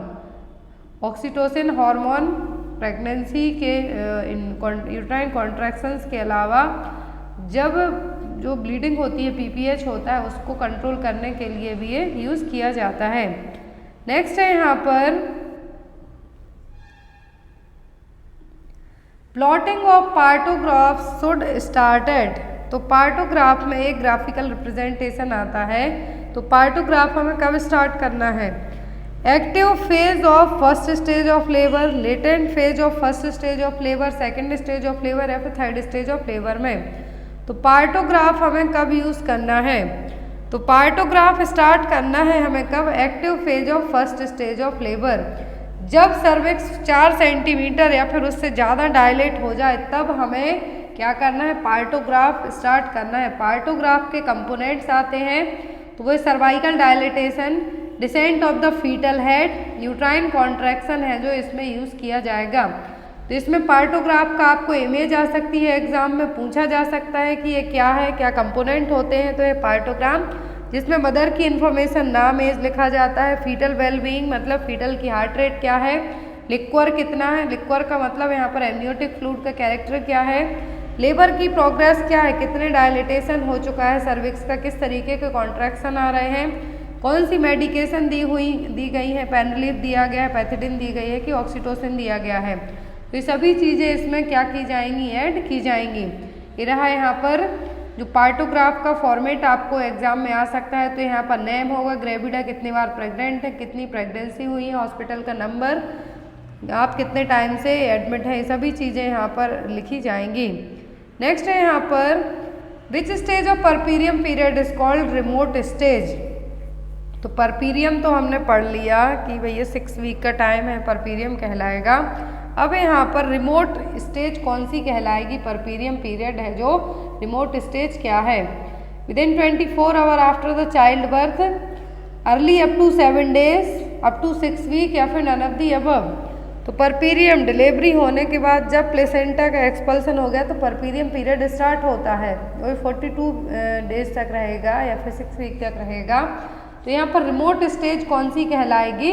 Up to 6 week तक की स्टेज क्या कहलाएगी? रिमोट स्टेज, जिसमें पूरा जो 6 वीक का पोस्टपार्टम पीरियड है, परपीरियम पीरियड है, इसमें जो नॉन प्रेग्नेंट स्टेज में आपके जेनाइटल ऑर्गन है, नॉन प्रेग्नेंट स्टेज में रिवर्ट होंगे। फर्स्ट होती है इमीडिएट परपीरियम जो कि फर्स्ट 24 आवर की होगी डिलीवरी होने के बाद। पार्चुरेशन का मतलब होता है चाइल्ड बर्थ।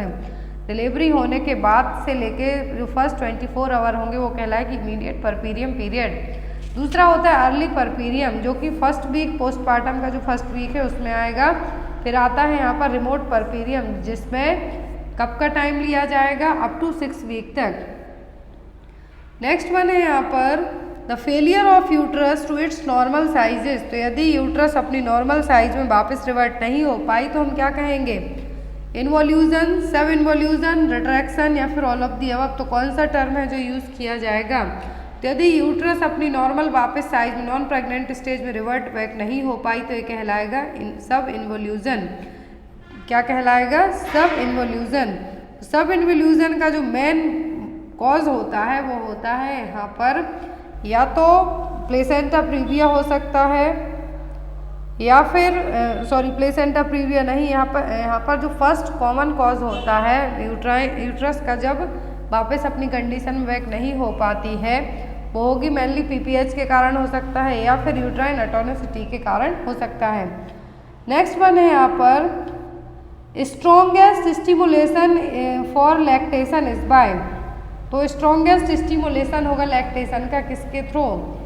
मेटक्लोरप्रामाइड के थ्रू, सकलिंग के थ्रू, पीपीएच के थ्रू या फिर ब्रोमोक्रिप्टीन के थ्रू। तो ये मेडिकेशन इनके नाम एग्जाम में आते हैं, इनका लेना देना लैक्टेशन से ही है। तो यहाँ पर स्ट्रॉन्ग स्टिमुलेशन कब होगा लैक्टेशन का ब्रेस्ट फीडिंग के लिए, तो वो होगा जब बेबी सक करेगा। इस चीज़ पर डिपेंड करेगा सक करने पर बेबी के। यहाँ पर फिजियोलॉजी आती है लैक्टेशन की, तो यहाँ पर लैक्टेशन का स्टिमुलेशन जो स्ट्रॉन्ग स्टिमुलेशन है वो क्या होगा, सक करना बेबी का, सकलिंग। अब यहाँ पर फिजियोलॉजी होती है लैक्टेशन की, तो इसमें 5 स्टेज होती है। लैक्टेशन का मतलब है मिल्क का बनना किस तरीके से बनेगा। फर्स्ट होती है mammogenesis. Mammogenesis that means development of breast to a functional state. तो ब्रेस्ट फंक्शनल स्टेट में आने की स्टेज क्या कहलाएगी, मेमोजेनेसिस। फिर आती है लैक्टोजेनेसिस। लैक्टोजेनेसिस में जो ब्रेस्ट एल्वियोलाई है वहाँ पर सिंथेसिस और सीक्रेशन होना मिल्क का, जो मिल्क बनना है, सिंथेसाइज होना, सीक्रेशन होना है, तो वो क्या कहलाएगा, लैक्टोजेनेसिस। गैलेक्टोकाइनेसिस, काइनेसिस जब वर्ड जुड़ता है दैट मीन्स कुछ काम होने वाला है, तो यहाँ पर मिल्क इजेक्ट होगा। जब बेबी सक करेगा तो मिल्क इजेक्ट होगा। अब लैक्टेशन की प्रोसेस को मेंटेन भी किया जाएगा, तो ये कहलाएगा लैक्टोपोइसिस। इन्वोल्यूशन का मतलब होगा पोस्ट लैक्टेशन। जब बेबी ब्रेस्ट फीड करना स्टॉप कर देता है तो क्या होगा, जो ब्रेस्ट की साइज है वो भी अपने नॉर्मल स्टेज में आ जाती है, तो यहाँ पर एक क्या कहलाएगा, involution of breast. Next one है यहाँ पर a case of 28 week pregnancy with pain and bleeding diagnosis is. तो यदि 28 वीक की प्रेगनेंसी है, पेन हो रहा है, ब्लीडिंग हो रही है, तो ये क्या है, प्रीमेच्योर लेबर है, थ्रेटेंड अबॉर्शन है, प्लेसेंटा प्रीविया है, फिर एक्सीडेंटल हेमरेज है। तो यहाँ पर जितने भी ऑप्शन दिए हुए हैं, प्रीमेच्योर लेबर में बिफोर 36 वीक के जब डिलीवरी होने वाली होती है, लेबर पेन आएंगे, वो होगा प्रीमेच्योर लेबर। थ्रेटेंड अबॉर्शन या फिर मिस्ड अबॉर्शन हम जिसको कह सकते हैं, तो ये बिफोर 20 वीक के ही होगा। प्लेसेंटा प्रीविया में क्या होगा, ब्लीडिंग होगी लेकिन पेन नहीं होगा। अब ये क्या है, एक्सीडेंटल हेमरेज है। क्या है, एक्सीडेंटल हेमरेज है। प्लेसेंटा प्रीविया में ब्राइट रेड वेजाइनल ब्लीडिंग होगी लेकिन विदाउट पेन के, इसमें किसी भी तरीके का पेन नहीं होगा और सेकेंड हाफ ऑफ प्रेगनेंसी में होने के चांसेस ज़्यादा रहेंगे। नेक्स्ट वन है यहाँ पर after delivery the dose of tablet calcium carbonate with vitamin D3 is. तो डिलीवरी के बाद कैल्शियम कार्बोनेट और विटामिन B3 की टैबलेट का डोज दिया जाता है, तो ये कितना दिया जाता है, 1 tablet a day for 6 months, 2 tablet a day for 6 months, 2 tablets a day for 9 months या फिर 3 tablets a day for 6 months। तो टैबलेट दी जाती है कैल्शियम की और विटामिन D3 की, तो ये दी जाती है 6 मंथ के लिए। तो ये कितनी दी जाती हैं, तो पर डे 2 टैबलेट्स, कितनी, 2 टैबलेट। यहाँ पर ऑस्टिफिट नाम की है, लेकिन आपका जो केमिकल कंपोजिशन आपको वो याद रखना है। कैल्शियम कार्बोनेट ब्रांड नेम अलग अलग नाम से भी मिल जाती है मार्केट में। और विटामिन D3 की जो टैबलेट दी जाती है वो दी जाती है 2 टैबलेट डेली, 2 टैबलेट लेना है 6 मंथ तक। नेक्स्ट है यहाँ पर oxytocin challenge test is contraindicated in all except. तो जो हमने ऑक्सीटोसिन स्ट्रेस टेस्ट पढ़ा है वो सभी केस में कॉन्ट्रा इंडिकेटेड है, किसी एक को छोड़कर। प्रीवियस टू सिजेरियन सेक्शन, यदि आपके 2 बार पहले सिजेरियन सेक्शन हो चुका है, LSCS के थ्रू डिलीवरी हुई है, तब oxytocin challenge test contraindicate रहेगा। History of preterm labour, preterm labour की हिस्ट्री रही है तब भी oxytocin challenge test contraindicate होगा। फिर आता है breech presentation and placenta previa. तो ये सभी केस में कॉन्ट्रा इंडिकेट है, मतलब ऐसे केस में हमें ऑक्सीटोसिन चैलेंज टेस्ट नहीं करना है, लेकिन जिसमें कर सकते हैं तो वो है ब्रीच प्रेजेंटेशन। कौन सा है, ब्रीच प्रेजेंटेशन। और जब भी जो यहाँ पर ऑक्सीटोसिन चैलेंज टेस्ट, जब भी प्रीमेच्योर बर्थ के कोई भी साइन दिख रहे हो आपको, प्लेसेंटा प्रीविया हो, वासा प्रीविया हो या फिर सर्वाइकल इनकॉम्पिटेंस देखने को मिल रही है जिसके लिए इंसर्कुलेट करने की ज़रूरत पड़ती है, या फिर मल्टीपल जेस्टेशन, आप बार बार प्रेग्नेंट हुए हो, डिलीवरी होती हो आपकी, या फिर आपका पहले सिजेरियन सेक्शन हुआ हो, 2 बार से ज़्यादा हो चुका हो, तब हमें क्या करना है, ऑक्सीटोसिन चैलेंज टेस्ट नहीं करना है। बाकी यदि ब्रीच प्रेजेंटेशन है तो हम कर सकते हैं। तो यहाँ पर आपका आंसर होगा ब्रीच प्रेजेंटेशन। नेक्स्ट वन है यहाँ पर which of the following will not be identified at high risk. तो यहाँ पर इनमें से कौन सी प्रेगनेंसी है जो हाई रिस्क प्रेगनेंसी में नहीं आएगी। ऑप्शन है G2P1A0L1, 38 weeks with previous LS-CS, तो ये तो हाई रिस्क प्रेगनेंसी में होगी क्योंकि 38 वीक की जो प्रेगनेंसी है और पहले LS-CS हो चुका है। फिर आता है G1 P0 A0 L0, लेकिन माँ को प्री एक्लेम्सिया है तो ये भी हाई रिस्क प्रेगनेंसी में है। फिर आता है G1 P0 A0 L0, obstetrical scoring है, तो यहाँ पर 38 वीक की प्रेगनेंसी है, हाइट 156 सेंटीमीटर है, तो यहाँ पर ये हाई रिस्क प्रेगनेंसी में नहीं आएगी क्योंकि हाइट अच्छी है, फर्स्ट टाइम ग्रेविड हैं आप, और यहाँ पर ना तो कोई आपको हाई रिस्क प्रेगनेंसी वाली कंडीशंस है, तो यहाँ पर आपका आंसर होगा option number C. High risk pregnancy में आती हैं कि यदि मैटरनल एज, माँ की एज 16 साल से कम हो या फिर 35 साल से ज़्यादा हो तब वे हाई रिस्क में आएंगी, या तो कोई क्रॉनिक डिसीज़ हो, डायबिटिक हो सकती है, कार्डियोवैस्कुलर हो सकती है, हाइपरटेंशन हो सकता है, थायराइड हो सकता है, तो ये आ जाएंगे हाई रिस्क में। प्री एक्लेम्सिया जो कि प्रेगनेंसी इंड्यूस्ड हाइपरटेंशन जिसको हम कहेंगे वो आ सकता है। RH आइसो इम्यूनाइजेशन आ सकता है। स्टिल बर्थ का मतलब है हिस्ट्री रही हो पहले कि बार बार आपका यूट्रस में ही जो गर्भ है उसी में आपके बच्चे की डेथ हो गई हो तो वो भी आएंगी। IUGR जो इंट्रायूट्राइन ग्रोथ रिस्ट्रिक्टेड बेबी है वो, या तो आपकी पहले 42 वीक के बाद डिलीवरी हुई है, सभी किस में आएंगे, ये आएंगे आपके हाई रिस्क प्रेगनेंसी में। नेक्स्ट है यहाँ पर new non hormonal contraceptive pill available in government institution, तो अभी रिसेंट में जो नई नॉन हार्मोनल है लेकिन गवर्नमेंट इंस्टीट्यूट में अवेलेबल करवाई जाने वाली कॉन्ट्रासेप्टिव पिल है तो वो कौन सी है, छाया, माला डी, मालायन या फिर अंतरा। तो यहाँ पर जो अभी रिसेंट में नॉन हार्मोनल है तो वो है यहाँ पर छाया। कौन सी है, छाया।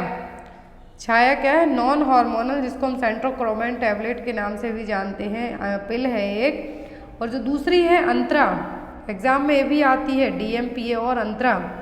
अंतरा और DMPA सेम ही नाम है, एवरी 3 मंथ में इंजेक्टेबल कॉन्ट्रासेप्टिव है जिसमें डेपो-प्रोवेरा मेथॉक्सी प्रोजेस्टेरोन हार्मोन है जो रहेगा हर 3 महीने में इंट्रामस्कुलर रूट से अपर आर्म और बटक्स में इसको लगवाना है।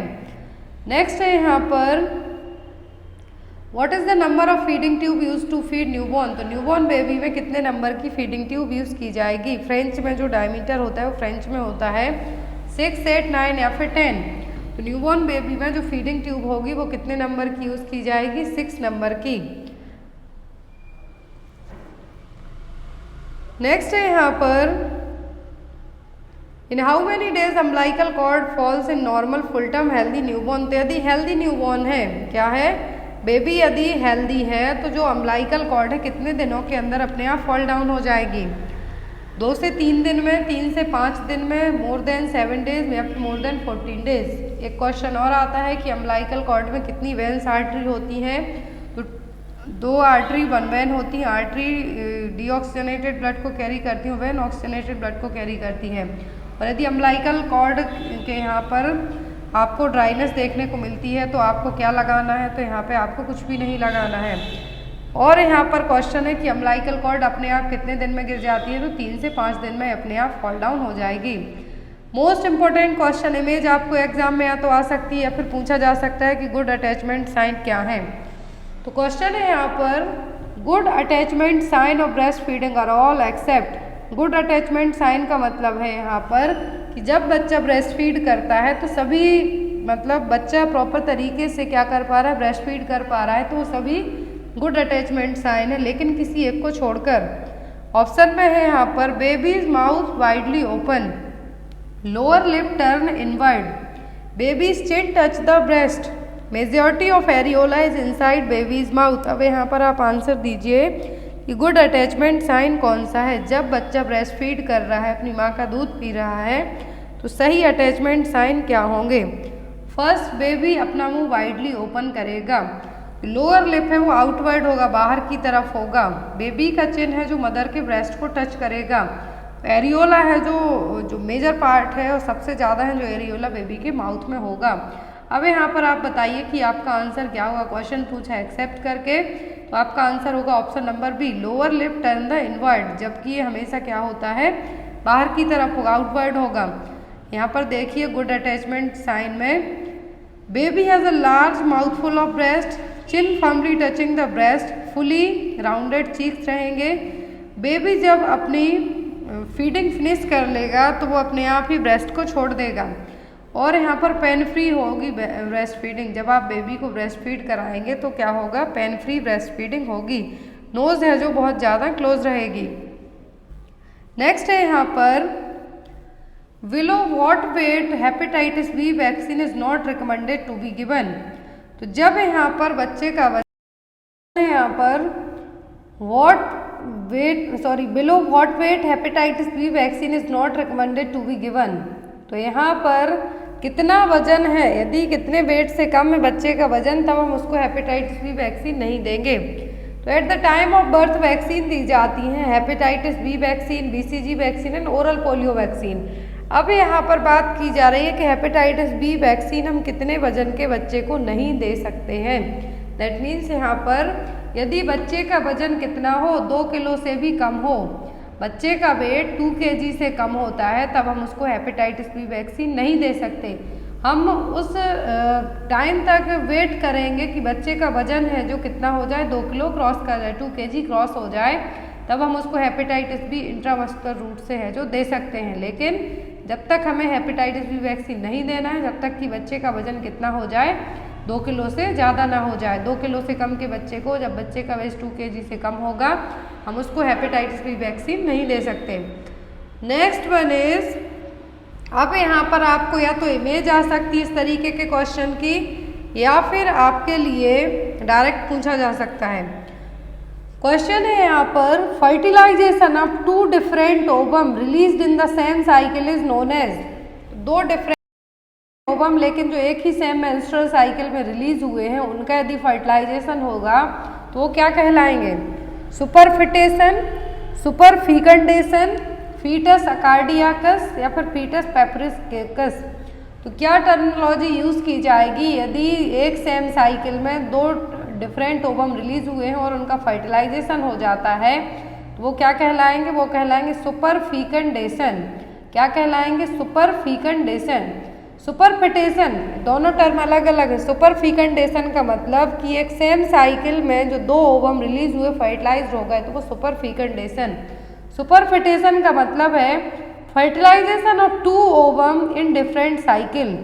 2 ओवम हैं जो अलग अलग मेंस्ट्रुएशन साइकिल में क्या हुए हैं, इंटरकोर्स करने के बाद जो यहाँ पर फर्टिलाइजेशन हुआ है, 2 ओवम का जो 2 अलग मेंस्ट्रुअल साइकिल में रिलीज हुए हैं उनका, वो प्रोसेस कहलाएगी सुपरफिटेशन। सुपरफिटेशन में देखिए इस इमेज से इजीली क्लियर होगा आपको। मान लीजिए एक ओवम है, जो एक ओवम यदि आज रिलीज हुआ है, आज फर्टिलाइजेशन हुआ है, तो आफ्टर जो सेकेंड 28 डेज की यदि मान लीजिए नॉर्मल मेंस्ट्रुअल साइकिल है तो उसमें रिलीज होता है, तो यहाँ पर जो 2 बार अलग अलग 2 बार फर्टिलाइजेशन होता है तो वो क्या कहलाएगा, सुपरफिटेशन, क्योंकि यहाँ पर जो मेंस्ट्रुअल साइकिल है वो अलग अलग है। नेक्स्ट वन है यहाँ पर cord prolapse is defined as. तो कॉर्ड प्रोलैप्स का मतलब क्या है, when the size of cord is short, cord having multiple infection conditions, cord is located outside the vulva, cord is lying inside the vagina। तो cord prolapse के लिए जो term use किया जाएगा वो होगा यहाँ पर कि जब cord है जो आउटसाइड द vulva दिखाई दे, कहाँ पर, आउटसाइड द vulva, तो ये होगा cord prolapse। क्लिनिकल टाइप होते हैं cord prolapse के, ओवर्ट cord prolapse, जब cord वेजाइना में रह जाएगी, लेकिन क्या है, cord lies inside the vagina और outside the vulva following the rupture of membrane, जो कि मोस्ट कॉमन टाइप है। कॉर्ड और फ्यूनिक प्रेजेंटेशन, जो कि कॉर्ड कहाँ हो जाएगी, स्लिप डाउन हो जाएगी प्रेजेंटिंग पार्ट से, तो क्या होगा, कॉर्ड प्रेजेंटेशन। फिर आता है ऑकुल्ट कॉर्ड प्रेजेंटेशन, जिसमें यहाँ पर क्या है, the cord is placed by the side of the presenting part and is not felt by the fingers. Presenting part में स्लिप हो गई है, लेकिन इंटरनल एग्जामिनेशन जब आपने किया तो उस टाइम पर ये फील नहीं होगी। कॉर्ड प्रोलैप्स होता है तो जो पोजीशन दी जाती है पेशेंट के लिए, वो कौन सी पोजीशन है, जिससे हम यदि कॉर्ड प्रोलैप्स हो गई है तो उसको पेशेंट से क्या कर सकते हैं, कॉर्ड प्रोलैप्स के पेशेंट, कॉर्ड प्रोलैप्स हो गई यदि किसी पर्सन की, फीमेल की, तो उसको हम ट्रेंडलाइन वर्क पोजीशन दे के प्रिवेंट कर सकते हैं। Next and most important question, anterior fontanelle is ossified as. तो तो एंटीरियर फॉन्टेनेल है, किस एज में ऑसिफिकेशन होगा, मतलब यहाँ पर क्या हो जाएंगे, एक तरीके से हम कहें तो मर्ज हो जाएंगे, ऑसिफिकेशन हो जाएगा। ऑप्शन में 1 month after the birth, 2 month after the birth, sorry 6 month after the birth, 18 month after the birth या फिर 25 मंथ आफ्टर द बर्थ। तो यहाँ पर जो फॉन्टेनेल है, क्या है फॉन्टेनेल, इनका ऑसिफिकेशन होगा। तो यदि इनिशियली सबसे पहले जो ऑसिफिकेशन होता है वो होता है पोस्टीरियर फॉन्टेनेल का, किसका, पोस्टीरियर फॉन्टेनेल का, और बाद में होता है एंटीरियर का। एंटीरियर का होता है 18 month after the age. 18 month after the age में क्या होगा, यहाँ पर एंटीरियर फॉन्टेनेल है क्लोज होंगे। एंटीरियर फॉन्टेनेल का नाम है ब्रैगमा जो कि लार्ज रहेंगे, पोस्टीरियर फॉन्टेनेल का दूसरा नाम है लैम्डा जो कि स्मॉल शेप में रहेंगे। और जो एंटीरियर है, एंटीरियर फॉन्टेनेल ब्रैगमा है, 1.5 साल की एज में या फिर हम 18 महीने कह सकते हैं, इस एज में क्या हो जाते हैं, इनका ऑसिफिकेशन हो जाएगा। फिर यहाँ पर बात आती है कि जो यहाँ पर ऑसिफिकेशन के अलावा आपको एग्जाम में आता है कि कौन से सूचर्स रहेंगे। तो यहाँ पर एंटीरियर फॉन्टेनेल में 4 सूचर्स कनेक्ट होंगे, पोस्टीरियर में 3। नेक्स्ट है यहाँ पर during intrauterine life neural tube is closed completely. तो इंट्रायूट्राइन लाइफ में न्यूरल ट्यूब है जो कब क्लोज हो जाते हैं, on very first day, on 5th day, by 11th day या फिर bye 4th to 5th day. तो कहा जाता है कि कंसीव करने से लेके ही या फिर कंसीव करने के पहले से ही फॉलिक एसिड की टैबलेट ली जाना स्टार्ट कर जाती हैं। क्यों, क्योंकि न्यूरल ट्यूब डिफेक्ट से हम बच सकें, बेबी को प्रिवेंट कर सकें। तो यहाँ पर जब हमें बेबी को प्रिवेंट करना है एंटी-डी से, तो जो वही न्यूरल ट्यूब है कब क्लोज हो जाती है यूट्राइन लाइफ में, तो ये हो जाती है 4th to 5th डे में। कब, 4th to 5th डे में क्या हो जाती है, क्लोज हो जाएगी। नेक्स्ट वन है यहाँ पर recommended disinfecting specific to killing to corona virus. तो कोरोना वायरस को किल करने के लिए कौन सा डिसइंफेक्टेंट है जो कि यूज़ किया जाएगा। ऑप्शन में कार्बोलिक एसिड, लाइजॉल, फिनॉइल या फिर सोडियम हाइपोक्लोराइड। तो जो मोस्टली डिसइंफेक्टेंट है वो है HIV के जो लिनन हो जाए या फिर एड्स पेशेंट के कपड़े हो जाएं या फिर कोरोना वायरस वाले, तो क्या होगा, सोडियम हाइपोक्लोराइड। नेक्स्ट वन है यहाँ पर visual acuity reach adult acuity by the age of. तो जो विजुअल एक्विटी है, जो एडल्ट एक्विटी तक है, जो किस साल में हो जाएगी, 7, 9, 5 या फिर 3 में। बच्चे की जो विजन एक्विटी है, विजुअल एक्विटी, वो एडल्ट में कब तक पहुंच जाएगी, 7 में, at the age of 7। Normal visual acuity होती है यहाँ पर 20। यहाँ पर स्नेडन चार्ट से विजुअल एक्विटी को चेक किया जाता है। 1/16 डिग्री जो क्या है, नॉर्मल विजन है, और परफेक्ट विजन माना जाता है 1/100 डिग्री तक। लेकिन यदि जब आपको बात आती है एग्जाम में, क्वेश्चन दिया जा सकता है कि स्नेडन चार्ट को आप कितने दूर खड़े होकर रीड आउट करेंगे, तो स्नेडन चार्ट को रीड किया जाता है 20 फीट तक। आपसे और स्नेडन चार्ट के बीच का जो गैप है कितना होना चाहिए, 20 फीट का है जो होना चाहिए, और फिर उसको यहाँ पर रीड आउट किया जाता है। नेक्स्ट वन है यहाँ पर the antenatal diagnosis of all of the following condition is feasible except. तो सभी केस में यदि एंटीनेटल डायग्नोसिस हो जाता है तो फीजिबल है, किसी एक को छोड़कर। Huntington Korea, down syndrome, severe combined immunodeficiency syndrome या फिर एनएन्सेफेली। एंटीनेटल डायग्नोसिस का मतलब है कि जब बच्चा यूट्रस में ही है उस टाइम पर हम टेस्ट के थ्रू क्या कर सकते हैं, कंफर्म कर सकते हैं कि बच्चे को ये डिसीज है, किसी एक को छोड़कर। तो हंटिंगटन कोरिया, डाउन सिंड्रोम, एनएन्सेफेली, सभी चीज़ें जो स्टार्टिंग में आई थिंक 4th और 5th मंथ में जो सोनोग्राफी होती है, जिसको हम क्या कहते हैं, ऑर्गन प्रॉपर बने हैं या नहीं, सभी तरीके की जो 5th मंथ में स्कैनिंग होती है उसमें आप इन चीज़ों को डायग्नोस कर सकते हैं। डाउन सिंड्रोम हो गया, हंटिंगटन कोरिया हो गया, एनएन्सेफेली हो गया, तो ये डॉपलर टेस्ट होगा, उसमें पता चल जाता है। लेकिन सीवियर कंबाइंड इम्यूनोडेफिशिएंसी को आप फाइंड आउट नहीं कर सकते हैं एंटीनेटल डायग्नोसिस में। ये आपको आफ्टर द डिलीवरी बेबी में है या नहीं, तभी आप इसको फाइंड आउट कर पाएंगे। नेक्स्ट वन है यहाँ पर highest incidence of marasmus is seen in which. तो मरासमस के सबसे ज़्यादा केस हैं किसमें, किस तरीके के बच्चों में देखने को मिलेंगे, न्यूबॉर्न बेबी में, इन्फेंसी पीरियड में, स्कूल गोइंग चिल्ड्रन में या फिर टोडलर ग्रुप में। तो मरासमस सबसे ज़्यादा देखने को मिलता है इन्फेंसी पीरियड में, किसमें, इन्फेंसी पीरियड में जिनकी एज 1 साल से कम होती है। क्वासिओरकर देखने को मिलता है टोडलर एज ग्रुप में। किसमें? टोडलर एज ग्रुप में सबसे ज़्यादा जो मरासमस देखने को मिलेगा 1 साल से कम एज के बच्चों में, जिसको इन्फेंसी पीरियड कहेंगे। क्वासिओरकर देखने को मिलेगा जिन बच्चों की एज 1 से 3 साल तक हो। नेक्स्ट है यहाँ पर neonatal mortality rate is calculated by estimating the number newborn death with in how many days. Neonatal mortality rate में जो न्यूबॉर्न बेबी की डेथ कंसीडर की जाती है तो कितने दिनों तक की जाती है? 24 आवर की, 28 दिन की, 1 वीक की या फिर 1 ईयर की। तो जो न्यूनेटल मॉर्टेलिटी में कंसीडर किया जाता है कि बच्चे की एज कितने दिन तक की हो गई हो? 28 दिन की। कितनी? 28 डेज तक हो गई हो तो अब न्यूनेटल मॉर्टेलिटी है जो यहाँ पर कैलकुलेट की जाएगी। और इन्फेंट मॉर्टेलिटी पूछा जाता है तो 1 ईयर। कितना? 1 ईयर ऑफ एज पर 1000 live birth in the same year. सबसे ज़्यादा इन्फेंट मॉर्टेलिटी रेट है एट प्रेजेंट इंडिया में मध्य प्रदेश की। कहाँ की? मध्य प्रदेश की। नेक्स्ट वन है यहाँ पर, इसका आंसर आप लोग कमेंट बॉक्स में देना, जो नेक्स्ट क्लास होगी उसमें इसका आंसर आपको बताया जाएगा।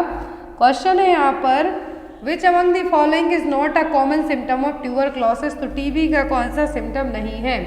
कफ फॉर 3 वीक्स और more, fever specially at night, weight gain या फिर लॉस ऑफ एपेटाइट। कौन सा साइन है जो टीबी का नहीं है? तो आई होप आपको आज की क्लास अच्छी लगी हो तो लाइक करके अपने फ्रेंड्स में ज़रूर शेयर करना। और जो भी लोग नॉर्थ एम्स के पेपर लेना चाहते हैं, CHO के पेपर लेना चाहते हैं तो आप डायरेक्ट मेरे व्हाट्सएप नंबर पर कॉन्टैक्ट कर सकते हैं। Thank you for watching us. Bye bye, good night.